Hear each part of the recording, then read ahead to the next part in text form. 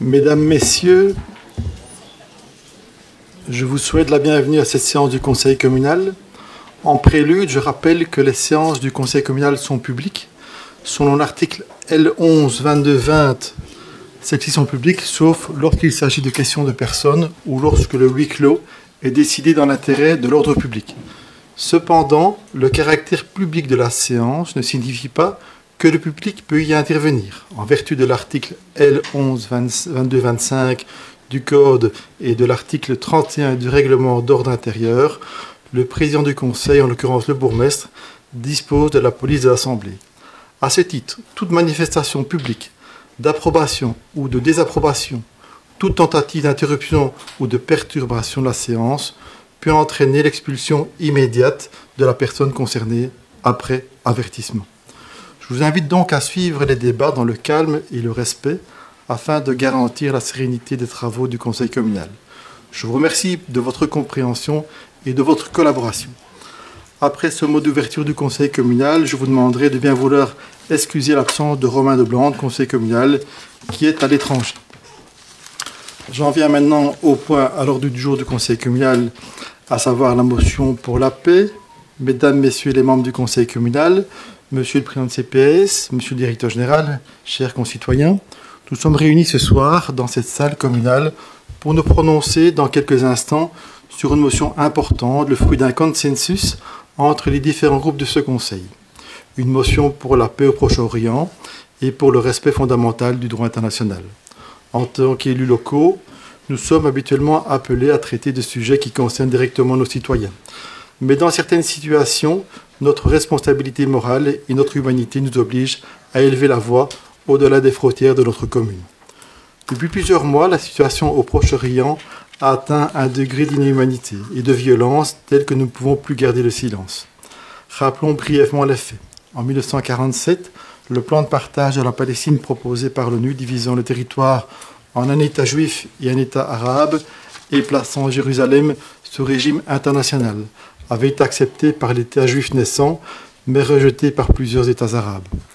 Depuis sa création en 1948, Israël fut attaqué par ses voisins, entraînant des déplacements massifs de près de 750 000 Palestiniens. La bande de Gaza a été sous contrôle égyptien de 1948 à 1967, puis sous contrôle israélien de 1967 à 2005, avant le retrait militaire d'Israël. En 2007, le Hamas prend le contrôle de Gaza après une guerre civile avec le Fatah. Le Hamas souhaite la mise en place d'un État islamique. Pour raison de sécurité, Israël et l'Égypte imposent alors un blocus strict du territoire palestinien. L'attaque du 7 octobre perpétrée par le Hamas a causé la mort de 1200 personnes et l'enlèvement de 251 otages. L'offensive militaire israélienne menée dans la bande de Gaza a causé la mort de plus de 65 000 personnes et engendré une catastrophe humanitaire. La situation pour les civils est dramatique, les violations du droit international sont nombreuses et graves. Des enfants meurent de faim à Gaza, des familles entières sont détruites, des otages israéliens sont toujours détenus dans des conditions inacceptables. Les civils, une fois de plus, sont les premières victimes d'une guerre qui n'est pas la leur. Nous condamnons sans ambiguïté les crimes, qu'ils soient commis par le Hamas ou par l'armée israélienne. Il n'y a pas de paix possible sans justice. Il n'y a pas de justice possible sans vérité, ni sans respect du droit. Par cette motion que nous allons voter dans quelques instants, nous affirmons notre engagement clair pour un cessez-le-feu immédiat, pour l'accès sans entrave de l'aide humanitaire, pour la reconnaissance mutuelle d'Israël et de la Palestine dans le cadre d'une solution politique juste, équilibrée et durable, pour le respect scrupuleux du droit international humanitaire et des droits humains, pour le respect actif aux institutions internationales qui enquêtent sur les crimes de guerre et de génocide. La commune d'Écosine veillera à son niveau à ce que ces contrats, achats et partenariats respectent les valeurs que nous affirmons aujourd'hui. La motion sera transmise aux instances supérieures. Voilà, est-ce qu'il y a des membres du Conseil communal qui souhaitent intervenir? Oui, Xavier? Merci beaucoup. Alors, à Gaza, la réalité est celle des corps, des cris, des ruines. Elle ne se négocie pas parce qu'elle est irréfutable. Peu importe les récits concurrents, les justifications géopolitiques ou les stratégies de communication, les enfants tués, les familles déplacées, les hôpitaux détruits sont des faits. Ils ne relèvent ni de l'opinion, ni du compromis. Ils sont là et ils crient. Dans tout conflit, les protagonistes tentent de façonner le récit. Mais la réalité ne se négocie pas. C'est un rappel éthique.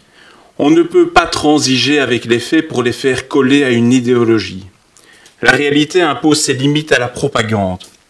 Elle est le mur contre lequel se brisent les illusions diplomatiques quand elles ignorent la dignité humaine.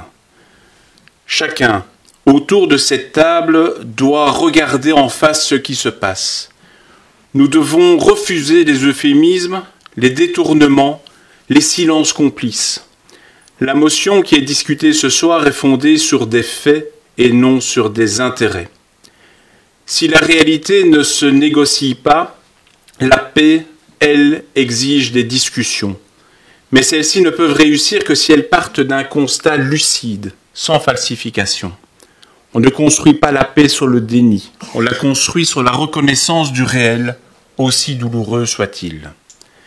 L'inévitable n'est pas la poursuite du conflit, mais la reconnaissance qu'aucune paix durable ne peut naître sans justice, sans dignité pour tous les peuples concernés. Retarder cette reconnaissance, c'est prolonger l'illusion que la force, le blocus ou les compromis asymétriques peuvent suffire. C'est croire que l'on peut éternellement contenir une douleur sans la guérir.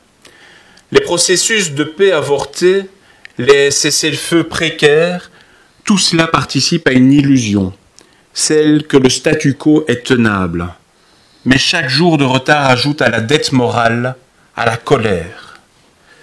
L'illusion devient un piège. Elle donne l'apparence d'un avenir, mais en compromet les fondations. Retarder l'inévitable, c'est aussi jouer avec le temps comme s'il était neutre. Or, nous savons que dans les conflits, le temps est un acteur. Il creuse les blessures, radicalise les positions et détruit les ponts. Le refus d'agir avec lucidité aujourd'hui prépare un avenir plus sombre, plus complexe, plus douloureux. Le temps ne suspend pas les conséquences.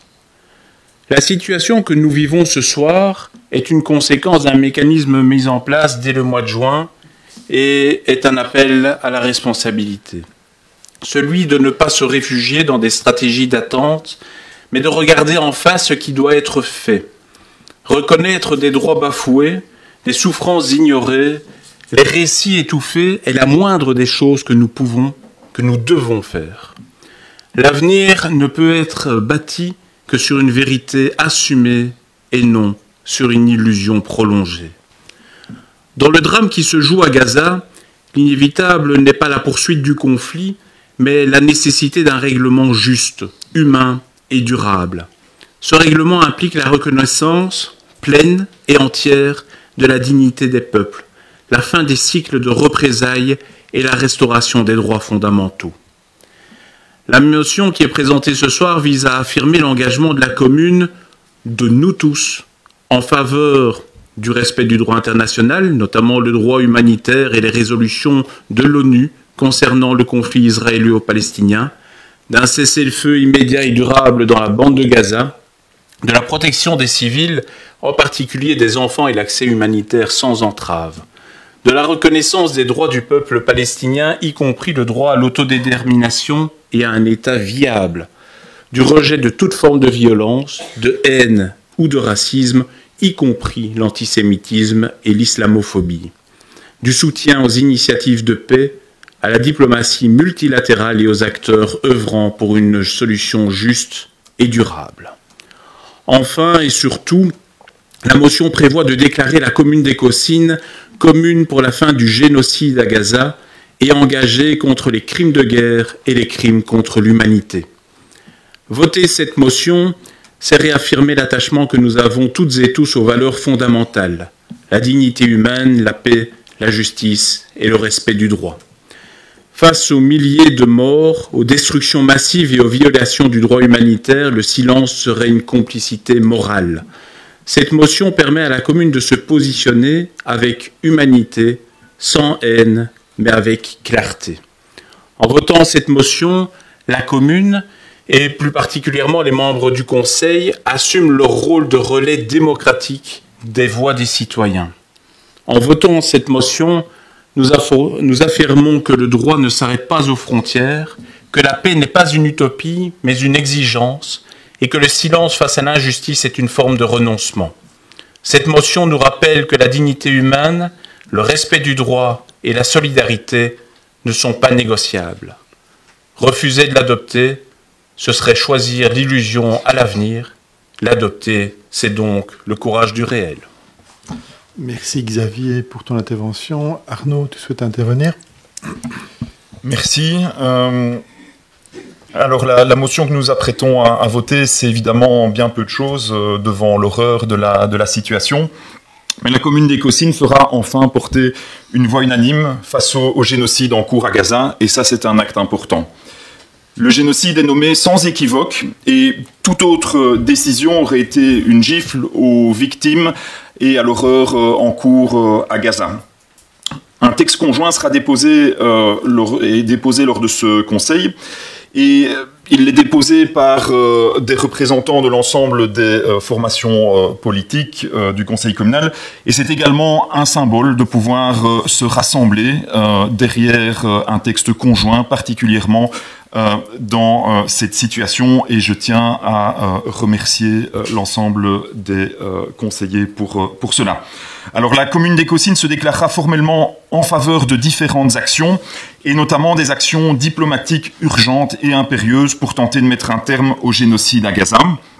Les marchés publics de notre commune d'Écossynes seront aussi examinés afin d'éviter toute collaboration avec les entreprises complices de crimes de guerre. C'est essentiel que nous puissions agir ici, à Écossynes, là où nous le pouvons, avec nos moyens, même modestes, pour actionner les leviers qui sont à notre disposition. Sur proposition des collectifs citoyens, un drapeau blanc sera apposé, un drapeau blanc de la paix sera apposé au fronton de notre maison communale, en signe de paix et d'engagement contre les crimes de guerre et contre l'humanité. J'invite l'administration et le collège communal à ce que nous puissions le plus rapidement possible réaliser cette démarche conformément à la motion et la mettre en exécution. Je salue le fait que nos appels à ce que tous les groupes politiques surmontent leurs divergences pour préparer un texte conjoint aient été entendus. Et je souhaite aussi particulièrement remercier les citoyens et citoyennes qui, de manière pluraliste, se sont mobilisés depuis de nombreux mois et qui poursuivent une action pacifique et solidaire vis-à-vis des victimes de ce génocide. Vous avez rendu cette avancée qui, certes, est perfectible, mais vous l'avez rendue réelle et possible. Merci pour cela aussi. Face à l'horreur qui perdure, aux violations systématiques des droits humains, s'il est évident que tout ne se trouve pas entre nos mains, continuons d'agir partout où nous le pouvons. Et j'aimerais, en conclusion, vous lire les quelques mots de Nader, qui est un réfugié palestinien qui a séjourné ici à Écossynes, qui n'habite plus la commune, n'est plus en Belgique, mais qui est originaire de Gaza et dont la famille est actuellement à Gaza. Ma mère et mes frères habitent au nord de Gaza, parmi les déplacés vers le sud. Je veux vous dire une chose. Il n'y a pas d'endroit dans le sud. Gaza est déserte pour planter une tente. Si vous avez une tente, où puis-je la trouver? La route est très très difficile. Je vous jure que lorsque je contacte ma famille, ils me disent qu'attendre la mort vaut mieux que cette souffrance. Mon petit frère me dit toujours qu'il souhaite cela pour se libérer de ce cauchemar. J'espère que Dieu mettra fin à la guerre par ses propres moyens. Les gens sont très fatigués. Cette guerre, me disent-ils, est sans précédent dans l'histoire de l'humanité et aucune guerre au monde ne l'a jamais vue auparavant. C'est une véritable tragédie. Mon frère a été blessé alors qu'il venait me chercher de l'aide pour ses enfants, mais il a été exposé au bombardement de l'armée israélienne. Son corps est comme un squelette à cause du manque de nourriture. C'est la situation de ma mère et de mes frères et celle de tout citoyen de Gaza. Chaque jour, je pleure. J'aurais aimé être à Gaza avec ma mère et mes frères. Je vous remercie. Merci Arnaud pour ton intervention. Est-ce qu'il y a encore d'autres membres du conseil communal qui souhaitent intervenir? Oui, Véronique. Oui, voilà, moi je voulais remercier les personnes qui étaient présentes autour de la table lors de la mise en place de cette motion. Chacun a pu s'exprimer par rapport à son ressenti, par rapport à ce qu'il avait vraiment envie de mettre dans cette motion. car chaque mot est important, chaque virgule est importante. Et donc, on a pu faire preuve de bienveillance, de respect, d'humanité. Et donc, voilà, ce sont des valeurs qu'Ecocine doit retrouver. Et ce sont des valeurs d'apaisement. Et surtout, merci à tous les citoyens qui nous soutiennent. Merci aussi à tous les membres de ce conseil pour le vote de la motion aujourd'hui soir. Merci Véronique pour ton intervention. Est-ce qu'il y a encore un membre du conseil communal qui souhaite intervenir? Non. Voilà, ben nous allons procéder au vote de la motion. Donc, qui est pour?